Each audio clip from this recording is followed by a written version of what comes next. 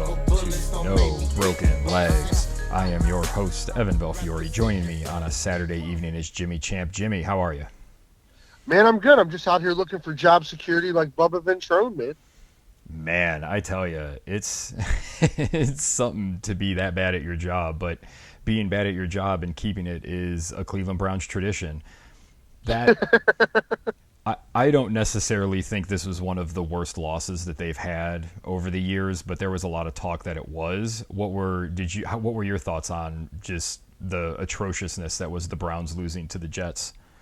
I mean, I would say if anybody didn't listen to your take on this podcast, they would probably feel that way. But Scary. I mean, you saw this coming, man. Yeah. You saw it coming. You convinced me. So I was not surprised. I did find it funny that, we had all those weeks in a row where there was all this talk that, if the Browns just scored 17 points a game, they're unbeatable. And, if we just don't turn the ball over and the defense is great and the Jets just sold their best defensive players. And yet one guy had 8 tackles and another guy had 4 sacks. And they didn't turn the ball over and they scored 20 points. And somehow they ran 40 more plays than the other team and got outplayed. Like, it's crazy. I felt really vindicated watching it also because this defense showed how overrated they are. Yeah. The Jets ran, 40 plays? 40 plays. And in the fourth quarter, the Browns were tired? The defense was tired? Why were they tired? What's the excuse? They knew that they couldn't throw the ball, and yet they still couldn't stop them from running. Terrible penalties. It was a classic, full team, top to bottom. The Browns are a terrible organization, and these are the types of games that terrible organizations lose. And this is the way they lose them, with mistakes all over the field. I've heard a couple of people with this take, but they're like, the Browns started with an offensive penalty, and they basically ended the game with a defensive penalty. Yeah, I mean, you let Breece Hall average 4 yards a carry when he's only done that in a couple games this year. You cannot jump offsides there. You cannot do it. They're not going to snap the ball. They're not going to run a play. You cannot jump offsides there, and you did. Yeah, and it erased what, for Thomas, had been a pretty good game. He had a sack in that game. He had come up with some tackles. He'd made some nice plays. He did miss. He missed the tackle on the kickoff return for the touchdown. Man, you said it, man. We all just need job security like Bubba Ventrone. I can't. I mean, there's just nobody's ever held accountable when this team fucks up. It's pretty incredible. The players aren't held accountable. The coaches aren't held accountable. D. Podesta's cracking jokes out in Colorado. He gets a nice cushy new gig where he'll probably be, he has a chance to regain that genius label that he had, which he'll probably be pretty successful because the math works better in baseball, as I described a few weeks ago, because it's a bunch of one-on-one interactions between a pitcher and a hitter. Everything's a lot more easy to quantize than you're going to have with football, where you've got 22 players on the field and everybody has different assignments. And even, we see this with PFF, where we've joked about how, coming into the season, Patrick Mahomes is ranked as the 7th quarterback. This is do you remember when all of this was coming up with basketball in the late aughts? And everybody was like, hey, here's my new algorithm. And people would look at it and go, look, you don't have LeBron James as the best player. Your algorithm's broken.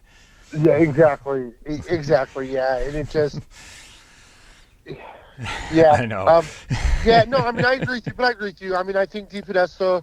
He will probably succeed. I mean, that's a pretty bad team out there in Colorado, but he'll probably succeed. But, I thought it was weird, because we've talked about, I feel like Kevin Stefanski gets fed to the wolves a lot, being asked general manager questions when he's the head coach. But I felt Tommy Rees and Jim Schwartz actually made Kevin Stefanski look bad this week because they actually took ownership of mistakes made by their units. Yeah. I think that makes Kevin Stefanski look bad. But I think that gets back to Kevin Stefanski's more a part of the front office than he is the coaching staff, especially now that he's not calling plays anymore. Yeah, I mean, you're not wrong there. So, was it the Bull? Yeah, I think it was Adam the Bull who said something about how the reporter should just walk out of Stefanski's press conference because he doesn't ever say anything, and all he does is just flap his gums, and we know he's lying half the time. And it wouldn't happen, but that would be pretty funny. I also think it would be pretty funny if like a whole bunch of people just didn't show up to the stadium. But, I think that just might happen this weekend. Yeah.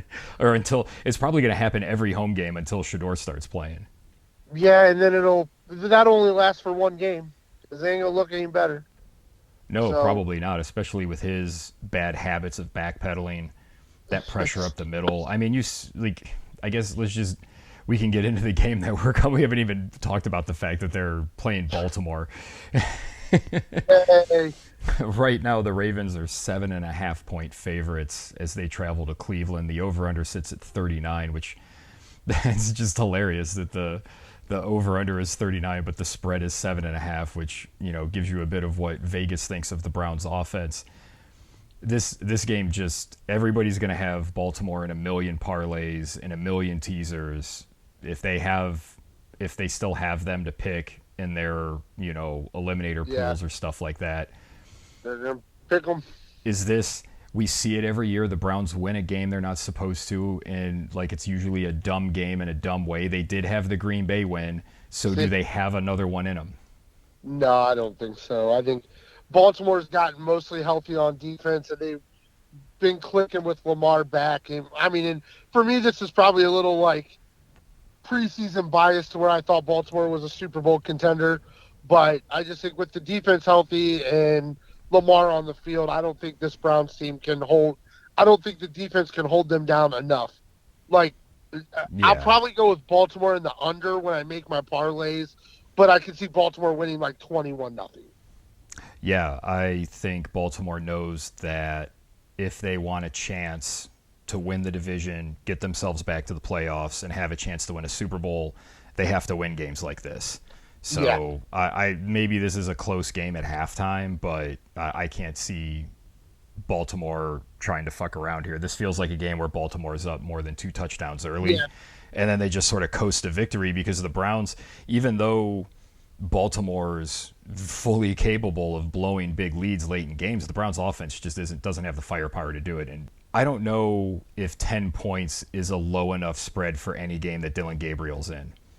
Because I'm going to probably bet this at 13.5, and I may even go up to, like you said, I may go up to 20.5 and throw some money at the line at 20.5 because, this Browns team's just so bad they can't score.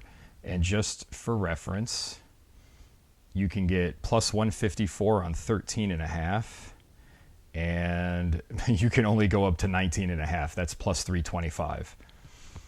Oh man, that might not be a bad bet to make.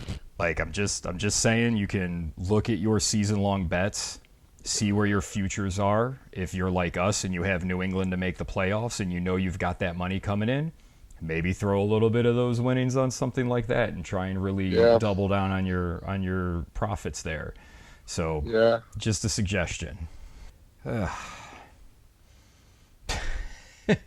Is there anything left to talk about with the Browns, man? It's just such a bummer. To answer the question that you couldn't just bring yourself to ask, the only path to victory is Myles Garrett just absolutely disrupts the game and the Browns win 14-9. That's the only... But no, I don't think so. I just don't think Baltimore would let that happen. Oh, I agree with you, but anytime Myles disrupts a game, they don't want it to happen, and he does. That's true. But yeah, I agree with you. I just think I know everybody, and I guess my thought is I'm going to stay steadfast and vocal with what I said. I think Shedeur Sanders had a better receiving core at Colorado than he will have playing for the Cleveland Browns, with just as bad of an offensive line and just as bad of a scheme, and he wasn't very successful at Colorado with those things. So Shedeur Sanders is not going to save shit. When they go to him, the offense is still going to look like shit, and maybe even worse, they can't keep guys from getting sacked when they stay at the line of scrimmage, and Shedeur likes to run 20 yards backwards. It's going to look horrible when Shedeur comes in. And I think that's probably the only reason they haven't done it is because they know there's nothing left after like unless you just want to play Bailey Zappi, this is bad. But that's or Deshaun Watson. Just saying. Yeah. I mean, I know it's in their interest to not play Deshaun because they get some cap relief and they get some insurance money back. So that's, Jimmy Haslam has to get some more money because he's only getting $600 million of our fucking money already. But yeah, no, this is bad.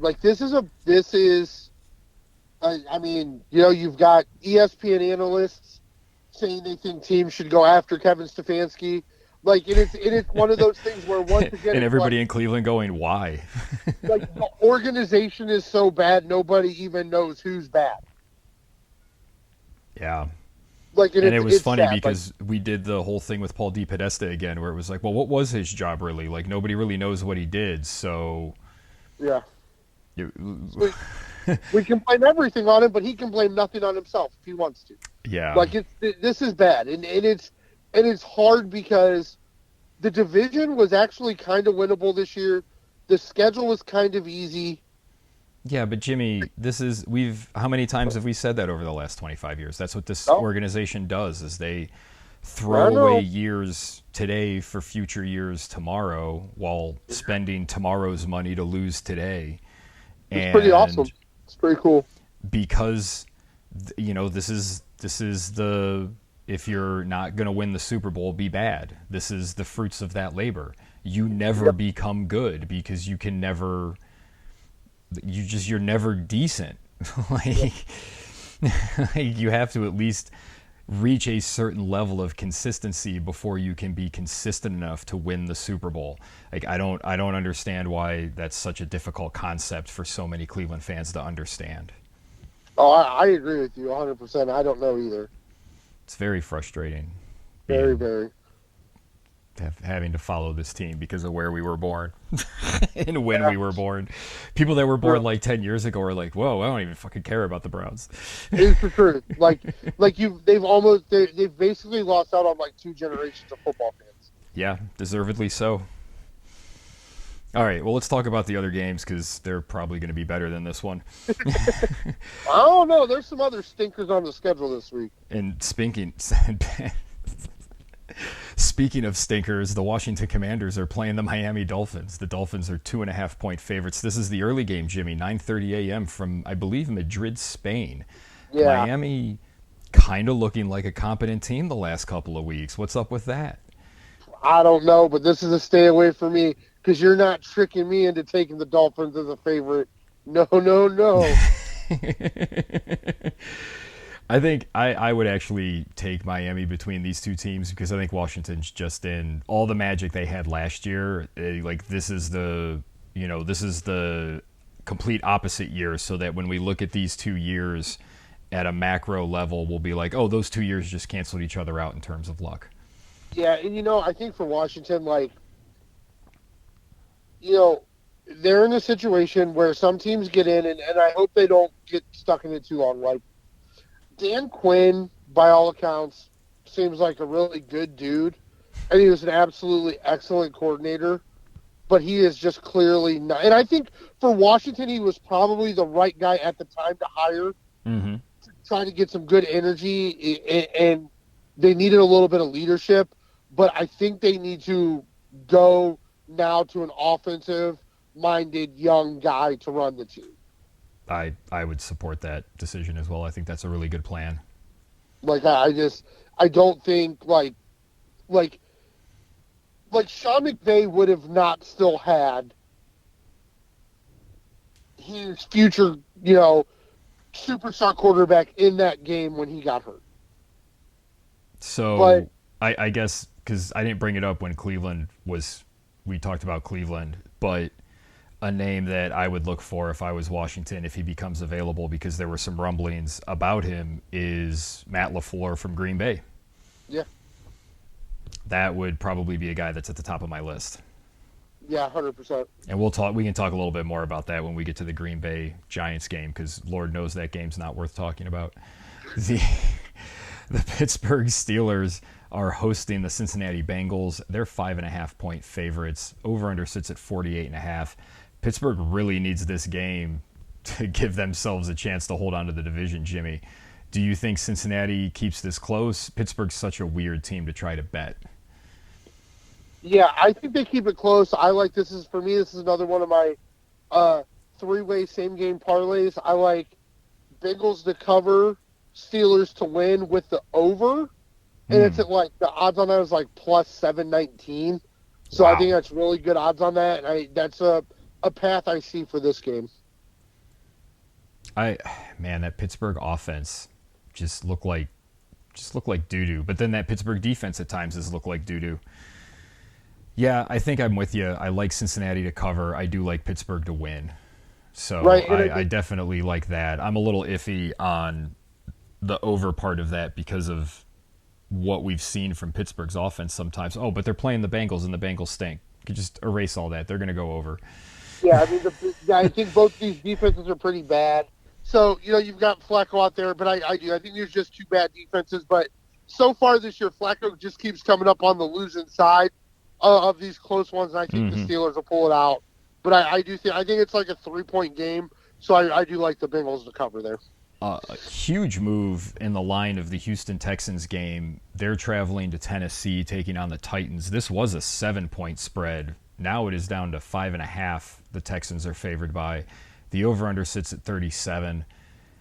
I mean, I assume everybody else thought what I did, and they said, I can't bet Davis Mills when he's a 7-point favorite. So Tennessee's now, can they keep it within 5.5? I would have bet this at Houston minus 14. You think they're going to blow them out? Because the defense can have 2 pick sixes on Cam Ward. Yeah, this is a game you would expect Houston to really put the clamps down on. Yeah, I like Houston in the under here. I think they sailed a victory. And, I mean, that was a hell of a fourth quarter by Davis Mills last week, too. So it's a little bit of positivity for him. Texans should get back to 500.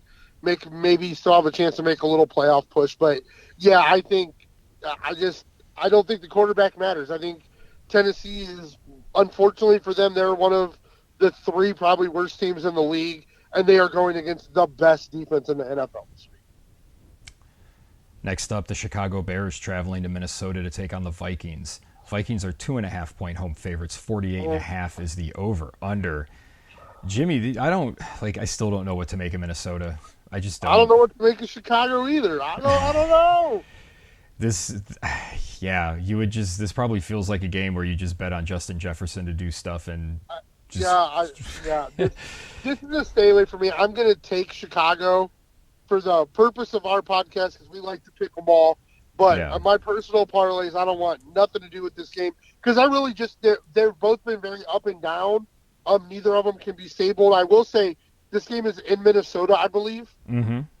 Minnesota's 1-3 at home, so that's kind of weird. That's kind of a weird thing. So, and I still don't. I know J.J. McCarthy had a really good game 2 weeks ago, but it just I don't know. He doesn't look like he has it. I don't disagree with you, but he's got plenty of weapons to make it look like he does. You can also complete 4 slants and score 28 points. So yeah. Bet Justin Jefferson and Addison are probably going to have a lot of targets. yeah, a lot of them. But yeah, I don't really have a good beat on that whole division. No. But we'll get other to than later, Detroit's going to run up the score on bad teams. I know that for a fact. Yeah, but what are they going to look like against better teams? It's just weird. Yeah. Oh yeah. But yeah, I'm gonna take Chicago. Caleb Williams isn't playing horrible this year. No, and the rest of that team's been pretty good. Yeah, been nice to watch. So it should be a really good football game though. A phrase I never thought I would say: the 5-5 Carolina Panthers are traveling to Atlanta to take on the 3-6 Falcons. The Falcons are 3.5-point favorites, Jimmy. It's 41.5 over/under. I don't want anything to do with this game either because these two teams are so ridiculous. Yeah. So just for context of how wild the NFL is, the Panthers have like a negative 60-point differential and are 500, and the Falcons have a negative 40-point differential and are not 500. They've lost very weird. Falcons have lost 4 games in a row. Yeah. It's not good. Not good. But yeah, I agree with you. This one's tough. I'm leaning Atlanta because I just still think Atlanta has a better roster than Carolina. Yeah, Carolina has played some stinkers on the road this year too. Yeah, like I don't.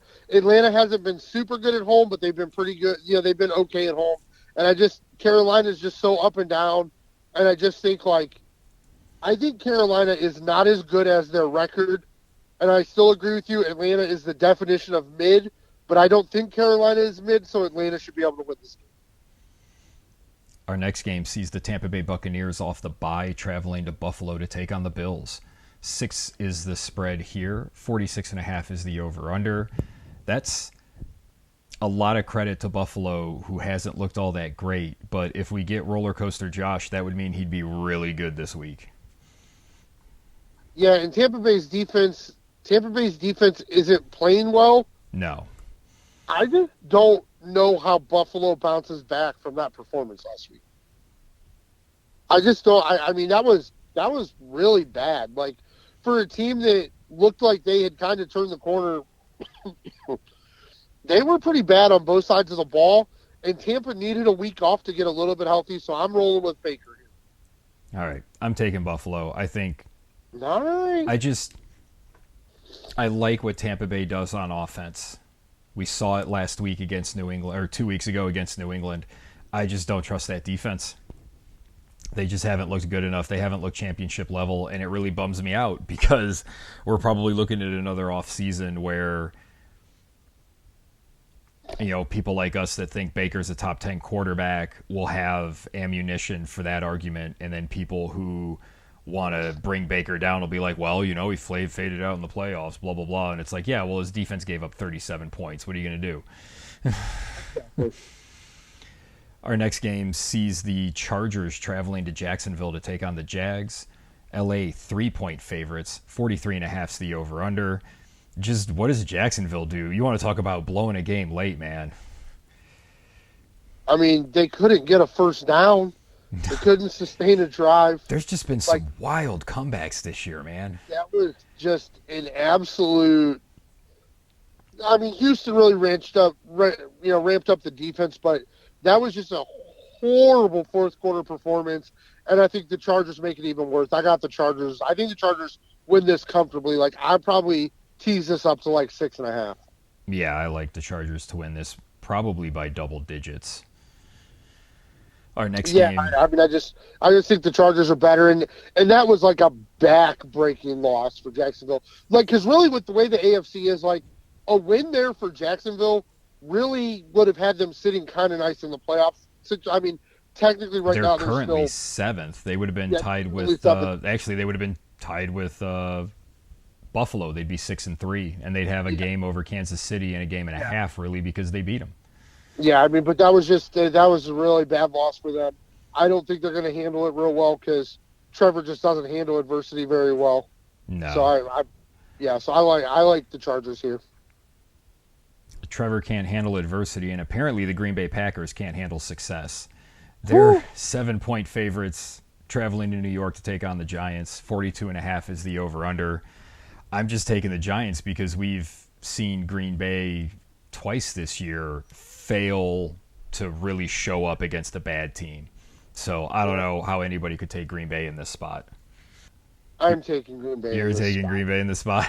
They are just... I mean, Jameis is going to throw interceptions. Yeah, but he's going to throw a couple touchdowns. You're probably not wrong. But I just think there's no way. I mean, Green Bay's, they are so much more talented than New York. There's no way they lose this game. Oh, I don't think they lose. I think the Giants cover. You think they? But I don't think I think this cover. winds up being a close game where Green Bay wins, late or something funky happens, because that just seems to happen when Green Bay plays bad teams. There's no way this game is close. But I mean, I agree. There's no reason for it to be. It shouldn't be. I understand why you feel that way, but Green Bay needs a nice, easy win. So I like the Packers there. Fair enough. Up next, the San Francisco 49ers are traveling to Arizona to take on the Cardinals. Niners are 3.5-point favorites. 48.5 is the over-under. This feels like an easy San Francisco win to me. What are your thoughts here? Why is this line only 3.5? That was one of the things I was thinking, but I didn't really want to verbalize that and like bring that thought into existence and wake up tomorrow morning and it's like 5, Yeah, like which I'm is probably very still not high enough. yeah, like I'm very confused. I mean, I realized it ended up being a loss, but I actually thought San Francisco played pretty well last week hmm They just against. seem to be playing. They just seem to be hanging on. They're hanging around Yeah, despite all the injuries, and that yeah, is the mark of an organization that knows what they're doing and a coaching yeah, staff that knows what they're doing. yeah. So Must be I think nice. it sure must be. Yeah, I mean, I just think I think San Francisco handles this game. It would suck to like have had that head coach in your building and then Yeah, watch that'd be him embarrassing, be especially if your team embarrassing. was really bad. Especially like if you were playing a quarterback that he was having success with, and then you were like, no, put that other guy in. Like that would be. I mean, it couldn't. I don't know a team that would do such a thing, but I mean, nobody gets more out of mediocre white quarterbacks than Kyle Shanahan. you ain't wrong. But yeah, I think San Francisco should roll. They should roll in this game against Arizona. Great game at 4 o'clock that none of us will be able to No, see because the only Browns game that's on not at 1 o'clock has to be up against it. The Seattle Seahawks playing the Rams in LA. The Rams are 3.5 point favorites. 48.5 is the over under. I'm all over the Rams here, Jimmy. Are you joining me with that? oh yeah, like I told you, I felt like until these two teams played, just because of how they were playing, I had Seattle as the best team in the NFC. But now, now we get steel sharpening steel. I think this is going to be a good game, but this is going to be one of those games where all of the Darnold truthers have to come back to the reality that when it's quarterback versus quarterback that makes the difference in the game, he's not that guy, and he's an actual Hall of Famer on the other side of the field. Like, I think that's what it's going to come down to. I think Stafford will do two great things that Darnold isn't able to do, and the Rams come away with this victory. Stafford's playing so well right now, and even without Puka Nakua, him and Devontae Adams in the red Yeah. zone is that's just deadly. I think I've heard a couple of people say it's almost as efficient as the tush push. Yeah, I mean it's been really good, and I mean Blake Corum, they drafted from Michigan 2 years ago, hmm is really he's almost kind of upseating. Kyron Williams is the number one. He's just running really hard. I mean, and they're out there. I mean, they're running a lot of 3 tight end sets and making the tight end the number one option out of. I mean, they're doing a lot of really creative things that a lot of teams can't do. And then they have a quarterback that's willing to just throw no look 20-yard passes. Yeah, So actually, it makes a big difference. I think both teams will end up trying to run the ball. I think this could end up being an under, even though everybody's going to be taking the over. Yeah, I'm probably on the over here. I think both defenses are okay, but I just think these are two offenses that can score points. Yeah, I just think they're going to run the ball and try and do ball control. Yeah, I can see that. That's sort of what I'm thinking here, and I'm also expecting Darnold to just poop his pants at least twice. Yeah, lot of points for Stafford to score on his own. So Yeah. okay, yeah, I like that. I'll take the under there. Up next, the Kansas City Chiefs are traveling to Mile High to take on the Broncos. Chiefs are 4 point road favorites. 45.5 is the over under. I'm all over the Chiefs here. Are you joining me with that one as well? Yeah, there are times where there are lines out of Vegas where I'm like, we really don't. Our finger isn't nearly as close to the pulse as I think it is. And then there are times that things happen, and I'm like, we should really be working for sports books. Like, I bet. I mean, I don't even know how to research it. I don't know who to get a hold of at Elias to research it. But there can't be a whole lot of times where a team is 8-2 and they're a dog like this. Like, that's wild to me. But they still Denver's like the seventh. Like, they're like plus 800 still to win the AFC. Like, Yeah, because Bo Nix is not a good player. There's no respect for the offense. The defense, I don't think, is as good as they've looked. And at some point, you stop winning those close games. But I agree with you. I think the Chiefs are just going to dominate this game. I don't really think Pacheco being out really makes a difference, and the Might Chiefs are ready actually to go help on a him. little run. The Chiefs are ready to go on a little run, so I think the Chiefs are all over this game. Yeah, I just don't think Pacheco's been. He just They're- since he came back from the injury, he hasn't been the same player, Yep. and it's a bummer, but it just seems to be what is. Yeah. Another big NFC game: the Detroit Lions playing the Philadelphia Eagles. The Eagles are 2.5-point home favorites. 46.5 is the over/under. This is the Lions always put up a ton of points against teams, but this is a big spot. They're playing a really good defense. But then again, the Eagles look like they're always right on the verge of imploding. So I don't know what to make with this game, Jimmy. I know what to make of this game, but I have questions first.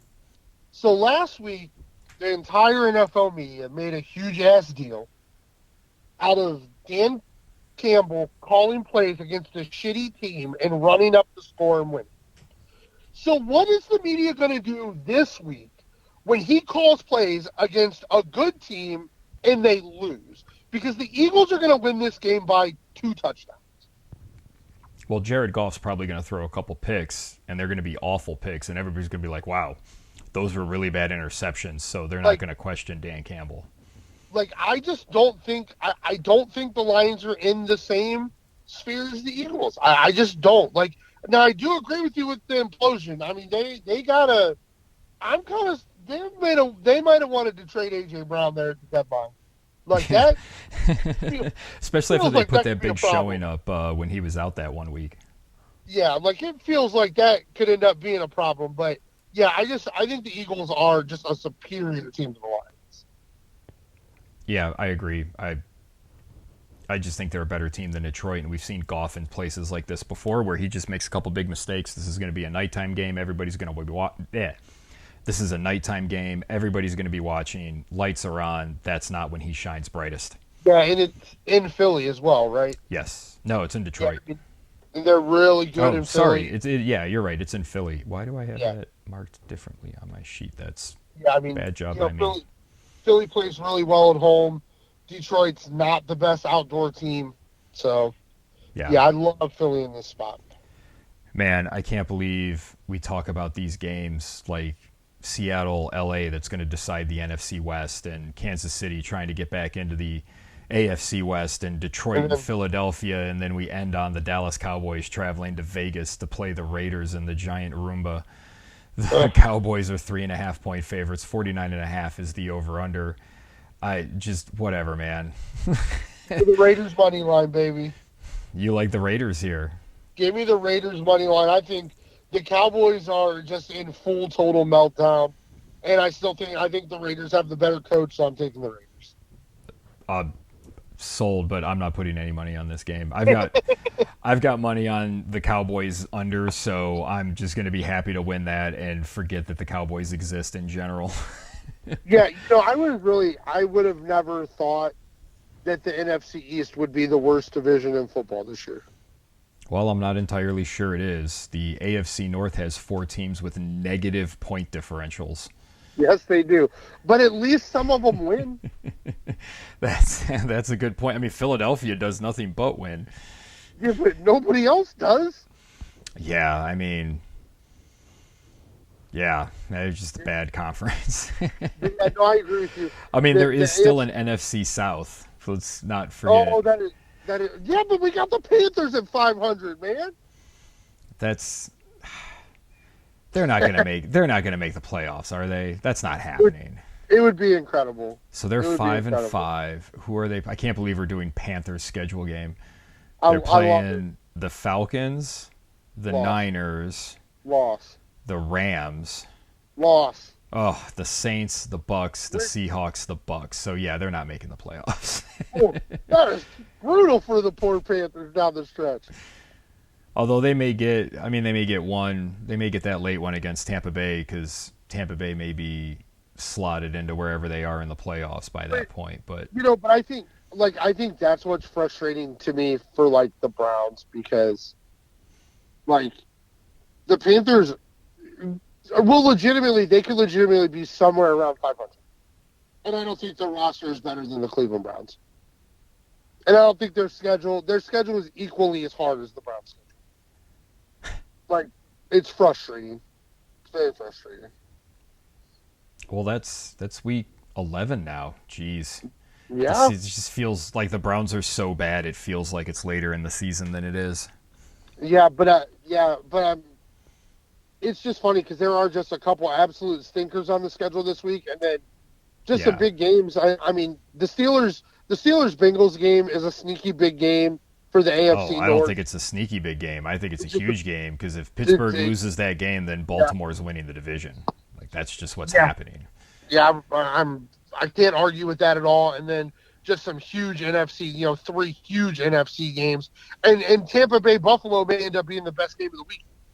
Yeah, you see a lot of points scored in that game because Buffalo's defense not particularly great, and if it's a big Josh Allen game, then those teams could easily get in the 30s.